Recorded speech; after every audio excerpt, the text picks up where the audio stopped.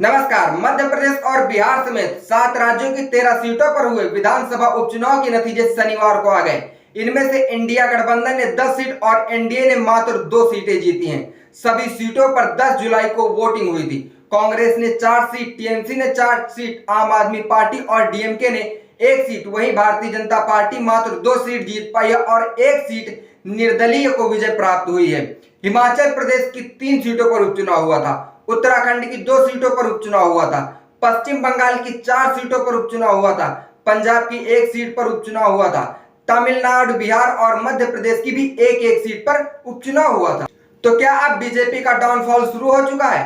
क्योंकि कांग्रेस 4 सीटें जीत गई, टीएमसी 4 सीटें जीत गई, डीएमके 1 सीट, आम आदमी पार्टी 1 सीट, इंडिपेंडेंस 1 सीट और भारतीय जनता पार्टी मात्र 2 सीट जीत पाई है। इनमें सबसे बड़ी बात यह है कि जो 2 सीटें बीजेपी जीती है उसमें से हिमाचल प्रदेश की हमीरपुर की सीट मात्र 1571 वोट से जीती है और मध्य प्रदेश की अमरवाड़ा की सीट मात्र 3027 वोट से जीती है।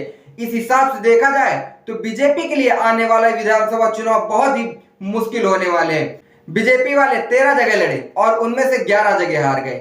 क्या यह देश सिरे से बीजेपी को नकार रहा है? नरेंद्र मोदी को स्पष्ट तौर से देश की जनता ने मैसेज दिया है। यह देश हिंसा नफरत नहीं चाहता, यह मोहब्बत, अमन और प्रगति चाहता है। देश ने स्पष्ट तौर से यह भी कहा है कि हमारे मुद्दों पर बात करनी होगी, मणिपुर के घावों पर मरहम लगाना होगा, बेरोजगारी और महंगाई से छुटकारा दिलाना होगा, नीट पर चर्चा करनी होगी। एक मैसेज प्रभु राम ने भी दिया है, धर्म आस्था का विषय है, वैमाना से फैलाकर गंदगी राजनीति करने का नहीं।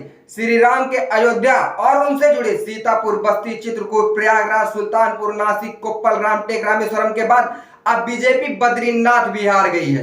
कुछ लोग जो उत्तराखंड के मंगलौर की जीत पर कहते हैं कि वहां मुस्लिम है, बद्रीनाथ में तो 98% हिंदू हैं, वहां क्या कहेंगे? मंगलौर चुनाव के दिन वहां मुस्लिम मतदाताओं को रोका गया, जबरन वोट नहीं करने दिया गया, खून बहाया गया। नतीजा आपके सामने, बीजेपी वहां से भी हार गई। हिमाचल में सरकार गिराने के कुत्सित प्रयास विफल हुए। जिन 3 निर्दलीय विधायकों का इस्तीफा करा के चुनाव कराए गए थे उनमें से 2 भी कांग्रेस जीत गई है। अब इतनी बड़ी हार के बाद भारतीय जनता पार्टी की छवि बहुत ज्यादा नीचे गिर चुकी है। आपके हिसाब से भारतीय जनता पार्टी की इतनी तगड़ी हार के मुख्य मायने क्या हो सकते हैं? इस बात का जवाब कमेंट बॉक्स में कमेंट करके जरूर दें। देखते रहिए हालचाल। जय हिंद।